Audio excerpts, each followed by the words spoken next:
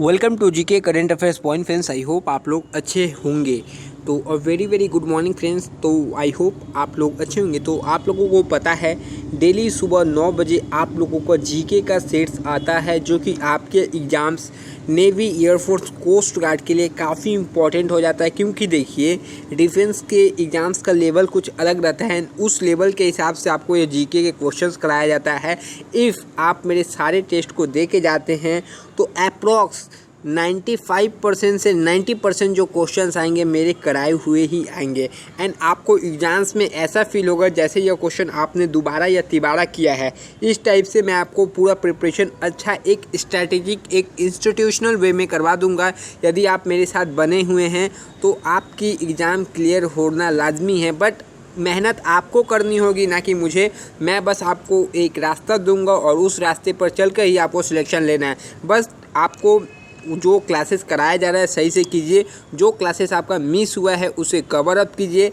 And देखिए इसके पहले भी मैंने 70 सेट्स ऑलरेडी करा दिया है, उसको कर लीजिए। मोस्ट ऑफ द क्वेश्चन उसमें से आएंगे। और यहाँ अभी 100 सेट्स करवा रहा हूँ। जीके का सेट्स करवाने का मतलब ये है कि आपको प्रैक्टिस करवाना, ना कि क्वेश्चन लर्न करवाना, प्रैक्टिस करवाना कि आपका तैयारी के हिसाब से प्रैक्टिस कैसा है। आप लोग खुद को मतलब जज कर सकते हैं कि हाँ इतना क्वेश्चन कर रहा हूँ तो कैसा हो रहा है टेस्ट आज का, मैंने इतना पढ़ा है कि ये क्वेश्चन मैं कर पा रहा हूँ या नहीं। यही एक टेस्ट है। तो इसके पहले 70 टेस्ट हुआ है उसको कर लीजिएगा। और ये 100 टेस्ट का प्रैक्टिस सेट्स हो जाए। प्रैक्टिस सेट नंबर 28 है। इसके पहले 27 टेस्ट हो चुके हैं, वो नहीं किया हो तो वो जल्दी से कर लीजिए जो भी आपके पास समय है, क्योंकि बहुत जल्दी फॉर्म आएगा एंड बहुत जल्दी एग्जामिनेशन भी आपका हो जाएगा। तो आपके समय कम है। यदि आप पहली बार आए हैं तो अच्छे से प्रिपरेशन कीजिए। अभी से भी इनफ टाइम है। इफ़ चैनल को देते हैं तो आपका एग्ज़ाम क्लियर हो जाएगा। और आप हमारे व्हाट्सएप ग्रुप से जुड़ सकते हैं जिसका नंबर है 8420867425। इस नंबर पे मैसेज कर दीजिए तो मैं अपने व्हाट्सएप ग्रुप में आपको ऐड कर लूँगा। एंड हमारा टेलीग्राम ग्रुप है जिसका नाम है GK current affairs point, search करके ऐड हो जाइएगा। यदि आप चैनल को सब्सक्राइब नहीं किए, चैनल को सब्सक्राइब कर बेल आइकन प्रेस कर दीजिए। पहला क्वेश्चन है, after living the Congress Subhash Chandra Bose formed in 1939 in own party name. Congress का त्याग करने के पश्चात 1939 ईस्वी में सुभाष चंद्र बोस ने अपनी पार्टी की स्थापना की, जिसका नाम क्या था? Socialist bloc party, forward bloc, संदेशी मूवमेंट या नन ऑफ दिस। तो देखिए यहाँ से 2-3 क्वेश्चन आता है कि फॉरवर्ड ब्लॉक की स्थापना मतलब स्थापना किसने की थी, तो सुभाष चंद्र बोस हो जाएगा। कब की थी, तो 1939 ईस्वी में स्थापना की थी। देखिए क्वेश्चन यहाँ से 2-3 टाइप के घुमा के पूछ लिए जाते हैं, तो यह याद रखिएगा क्वेश्चन यहाँ से आ सकता है आपके एग्जाम्स में। तो इसका सही जवाब भी आपको पता होना चाहिए। तो इसका सही जवाब आपको जैसे आपको पता है कि फॉरवर्ड ब्लॉक हो जाएगा। नेक्स्ट क्वेश्चन की तरफ बढ़ते हैं। तो हमारा नेक्स्ट क्वेश्चन क्या है, चलिए देखते हैं। What is the value of Avogadro numbers? Avogadro संख्या का मान कितना होता है? 6.25 into 10 to the power 18, 6.024 into 10 to the power -23 या 23 का पावर रहेगा, या नन ऑफ दिस। तो एवोगैड्रो नंबर आप लोग जानते होंगे 8, 9, 10 में जो भी आप लोगों ने पढ़ा होगा, तो एवोगैड्रो नंबर तो आप लोग बहुत अच्छे तरीके से जानते होंगे।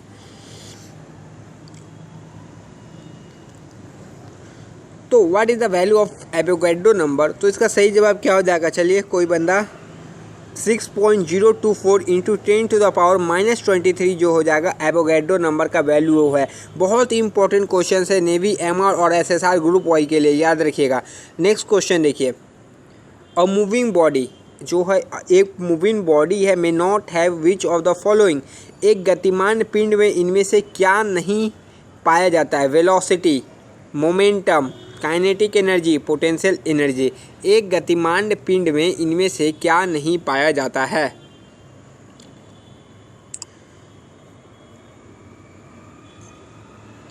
याद रखिए यदि वो गति में है तो उसमें पोटेंशियल एनर्जी नहीं पाया जाता है। याद रखिए पोटेंशियल एनर्जी का फॉर्मूला mgh होता है। फॉर्मूले पूछ सकते हैं। काइनेटिक एनर्जी का ½ mv², जो फॉर्मूला बता रहा है यहाँ से न्यूमेरिकल भी आपके एग्जाम्स में आता है। मोमेंटम होता है p = m × v, मोमेंटम होता है।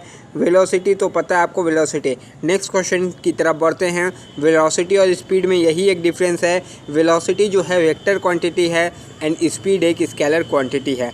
याद रखिए जो चीज़ बता रहा हूँ आपके एग्जाम्स में आने वाली चीज़ भी बता रहा हूँ।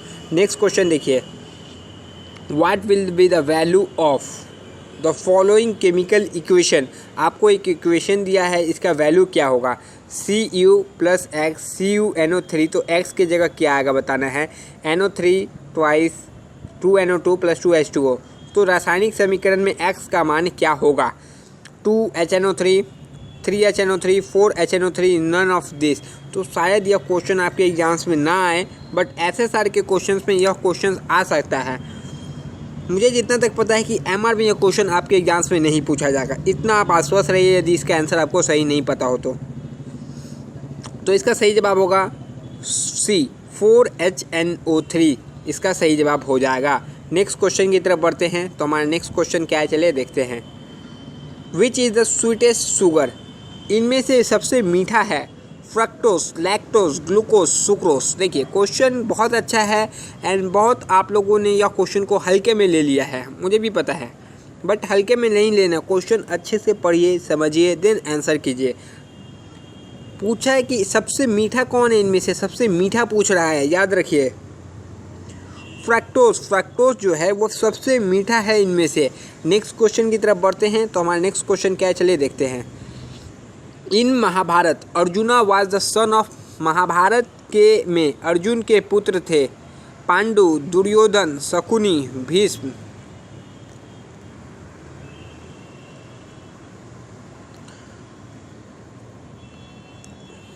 कौन कौन महाभारत देखा है। महाभारत जिसने देखा है वो तो बता ही देगा। लॉकडाउन में महाभारत चल रहा था टीवी में। तो महाभारत में अर्जुन के पुत्र का नाम क्या है, Pandu. Pandu was the son of Arjun. Sorry, इसमें पूछा कि महाभारत में अर्जुन पुत्र थे तो किसके, पांडु के। Arjun was the son of Pandu, याद रखिए। नेक्स्ट क्वेश्चन की तरफ बढ़ते हैं। तो हमारा नेक्स्ट क्वेश्चन क्या है। Atom bomb drop in Hiroshima on. Atom bomb जो हिरोशिमा पर गिराया गया था, कब गिराया गया था। 6 अगस्त या फिर 2 अगस्त 1945, 2 ऑप्शन और दिखाया जा रहा है, या फिर 2 अगस्त 1944, या इनमें से कोई नहीं। तो याद रखिए कब गिराया गया था एटम बॉम्ब। ऊपर जो आंसर इसका देखिए, ऑप्शन कौन सा हो जाएगा, ऑप्शन ए, यानी 6 अगस्त 1945 ईस्वी को हिरोशिमा पर परमाणु बम गिराया गया था। नेक्स्ट क्वेश्चन की तरफ बढ़ते हैं। तो हमारा नेक्स्ट क्वेश्चन क्या है, चलिए देखते हैं। The currency used in Bangladesh. In Bangladesh में कौन सी मुद्रा का प्रचलन है, टाका, पैसा, रवल, या इनमें से कोई नहीं। आपका होमवर्क क्वेश्चन ये है आज का कि बांग्लादेश की राजधानी क्या है। बांग्लादेश की राजधानी का नाम कमेंट बॉक्स में मुझे बताइए। बहुत आसान क्वेश्चन, मैंने बहुत बार बताया है। तो फिलहाल देखिए बांग्लादेश में कौन सी मुद्रा का प्रचलन है। तो बांग्लादेश में टका का, रुपया का प्रचलन है। The currency used in Bangladesh is टका। नेक्स्ट क्वेश्चन की तरफ बढ़ेंगे। मंदिरों के प्रांत के नाम से जाना जाता है। पहला ऑप्शन है Madhya Pradesh, Uttar Pradesh, Tamil Nadu, none of this. Dash is the known as the land of temples. Land of temples के नाम से इनमें से कौन से शहर को जाना जाता है। तो देखिए बहुत बढ़िया क्वेश्चन है, आपके एग्जाम्स में आने लायक पूरा संभावना है। देखिए आपका जो यहाँ टेस्ट होता है ना, यह टेस्ट आपके एग्जाम बेस्ड क्वेश्चंस पे ही होते हैं, और यह क्वेश्चंस आपके एग्जाम्स में आने की बहुत ज़्यादा संभावना रहता है, इसलिए कराया जाता है। ऐसे कोई भी क्वेश्चंस नहीं कराया जाता है, वरना मैं दूसरे हाई लेवल का क्वेश्चंस करा देता था, बट फ़ायदा नहीं है। हाई लेवल पढ़ाने का फ़ायदा ये नहीं है कि आपके एग्जाम्स में वहाँ से क्वेश्चन ही ना आए तो पढ़ा के क्या फ़ायदा। ऐसे पढ़ाई की जैसे आपका एग्ज़ाम्स क्वालिफाई हो, ना कि हाई लेवल पढ़ा देते हैं और उसके बाद एग्जाम्स में वो क्वेश्चन आएगा ही नहीं। और जो टेस्ट हो रहा है ना, टेस्ट से आपको सबसे ज़्यादा बेनिफिट मिलेगा। ये फ़ायदा होगा कि आप एग्जाम हॉल में जाएंगे तो आपको मोस्ट ऑफ द क्वेश्चन ऐसा लगेगा कि हम घर में टेस्ट दे रहे हैं। इसलिए यदि आप टेस्ट दे के जाते हैं तो आपको बहुत रियली में फ़ायदा होने वाला है। तो मंदिरों के प्रांत के नाम से जाना जाता है, तो इसका सही जवाब होगा मध्य प्रदेश को मंदिरों के प्रांत के नाम से जाना जाता है। खजुराहो का मंदिर भी मध्य प्रदेश में है, हीरा खान पन्ना है, सोयाबीन सबसे ज़्यादा पाया जाता है मध्य प्रदेश में। कुछ याद रखिए। नेक्स्ट क्वेश्चन की तरफ बढ़ते हैं। Which months are rabi crops सोन। रबी फसल किस महीने में बोई जाती है। पहला ऑप्शन है अक्टूबर से नवंबर में, जुलाई से अगस्त में, दिसंबर से जनवरी में, या नन ऑफ दिस।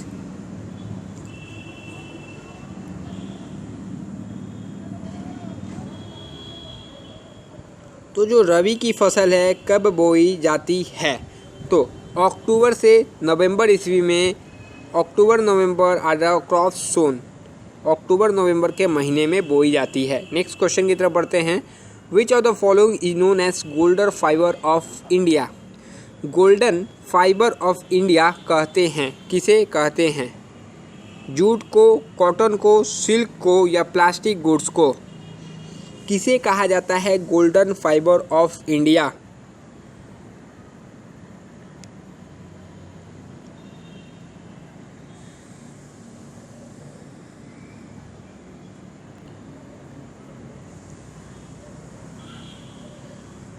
तो देखिए इस क्वेश्चन का जो सही सटीक जवाब हो जाएगा, गोल्डन फाइबर ऑफ इंडिया किसे कहा जाता है? तो जूट को गोल्डन फाइबर ऑफ इंडिया कहा जाता है। नेक्स्ट क्वेश्चन की तरफ बढ़ते हैं। तो हमारा नेक्स्ट क्वेश्चन क्या है, चलिए देखते हैं। विच मुगल एम्परर वाज कॉल्ड जिंदा पीर? किस मुगल एम्परर को जिंदा पीर कहा जाता है? जिंदा पीर किस मुगल बादशाह को कहा जाता है? बाबर को, औरंगजेब को, हुमायूं को, शाहजहां को?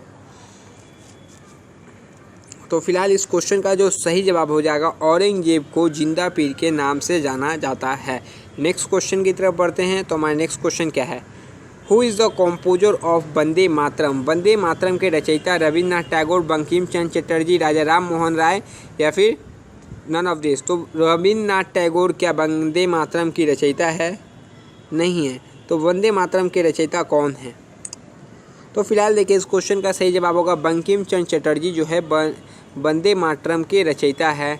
आनंद मठ के भी बंकिम चंद्र चटर्जी है। रविन्द्रनाथ टैगोर राष्ट्रीय गीत जन गण मन अमर सोनार बांग्ला के रचनाकार है। राजा राम मोहन राय ने ब्रह्मा समाज की स्थापना की थी। ब्रह्मा समाज की स्थापना कब की थी राजा राम मोहन राय ने? मुझे कमेंट बॉक्स में आप बताइए। नेक्स्ट क्वेश्चन की तरफ बढ़ते हैं। तो हमारा नेक्स्ट क्वेश्चन क्या है, चलिए देखते हैं। Author of who lives if India dies? Who lives if India dies के लेखक कौन है? Subhash Chandra Bose, Jawaharlal Nehru, Bal Gangadhar Tilak, Vyomchand Banerjee? Author of who lives if India dies is book के लेखक कौन हैं? तो देखिए इस क्वेश्चन का जो सही जवाब हो जाएगा क्या होगा? Who lives of India is written by, किसके द्वारा लिखा गया? जवाहरलाल नेहरू के द्वारा लिखा गया है, जो भारत के क्या थे? पहले प्रधानमंत्री थे। नेक्स्ट क्वेश्चन की तरफ बढ़ते हैं। तो हमारा नेक्स्ट क्वेश्चन क्या है, चलिए देखते हैं।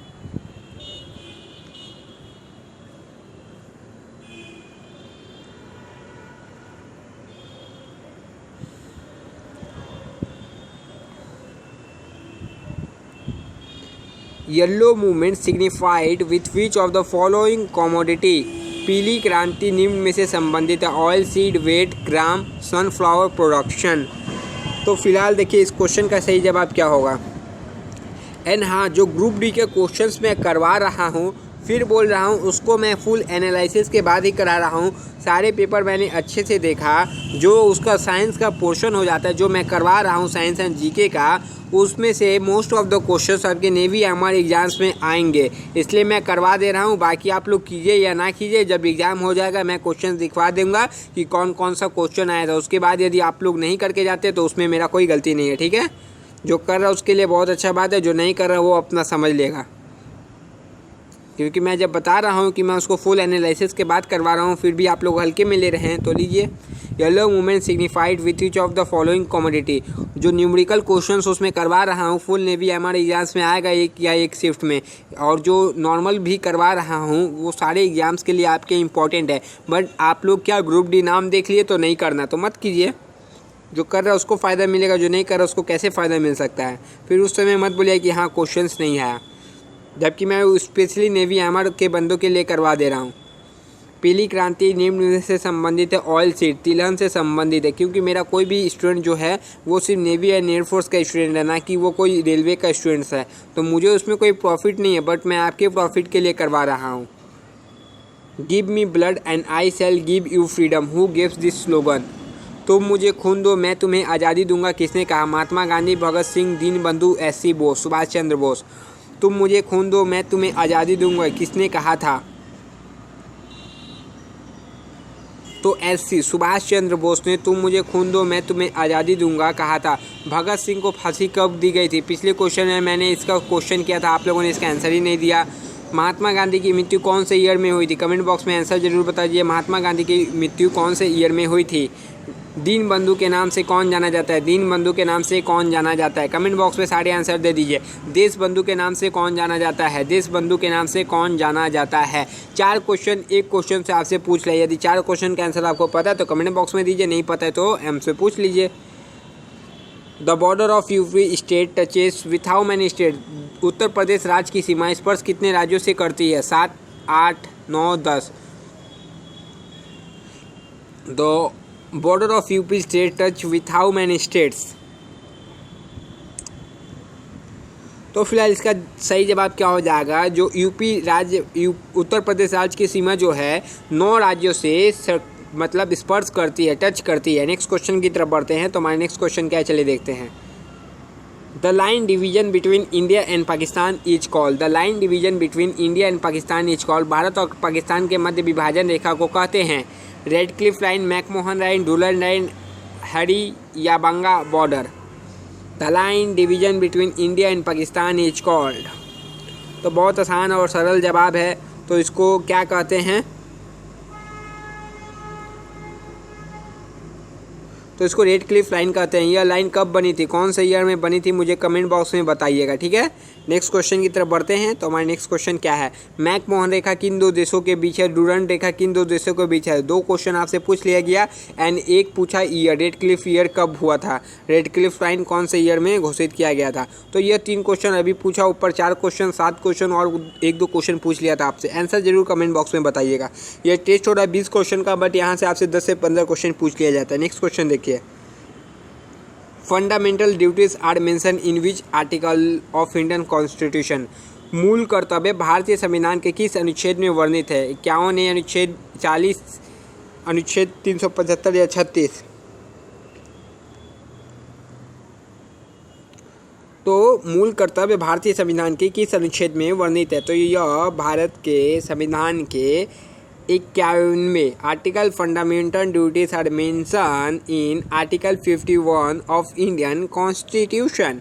तो इसके बाद नेक्स्ट क्वेश्चन है और आज का आखिरी क्वेश्चन है। इसके पहले मैं बता रहा हूँ जो आप लोगों ने टेस्ट नहीं दिया है, पहली बात जो टेस्ट नहीं दिया वो जाके पहले टेस्ट दे, ठीक है ना। जो पहले आप लोगों ने टेस्ट मिस किया, टेस्ट दीजिए। यदि आप एक रिस्पॉन्सिबल कैंडिडेट हो तो आप यदि सीरियस हो तो एग्ज़ाम को लेके टेस्ट दे दीजिए। मैं नहीं चाहता कि कुछ क्वेश्चन जो मैं करवा रहा हूँ वो क्वेश्चंस आ जाए एंड देन फिर भी आप गलत करके आए या छोड़ के आए, तो उससे आपको फ़ायदा कुछ नहीं होने वाला है। इसलिए जो बता रहा हूँ कर लीजिए, आपके एग्ज़ाम्स के लिए इंपॉर्टेंट है, ना कि मेरे एग्ज़ाम्स के लिए।